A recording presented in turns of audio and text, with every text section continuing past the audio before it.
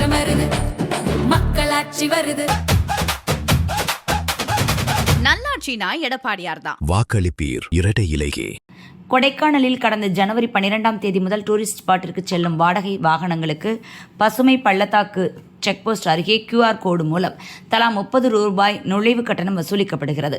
இந்த நடைமுறையால் விடுமுறை நாட்களில் பசுமை பள்ளத்தாக்கு பகுதியில் கடும் போக்குவரத்து நெரிசல் ஏற்படுகிறது. 4 கிலோமீட்டர் தூரம் வரை வாகனங்கள் அணிவகுத்து நிற்கின்றன. இதனால் டூரிஸ்டுகள் மற்றும் உள்ளூர் மக்கள் பாதிக்கப்படுகின்றனர். பல மணி நேரம் காத்திருப்பதால் டூரிஸ்டுகள் குடிநீர் கிடைக்காமல் பரிதவிக்கின்றனர். இயற்கை உபாதைகளுக்கு செல்ல முடியாமல் கடும் சிரமத்திற்கு ஆளாகி வருகின்றனர்.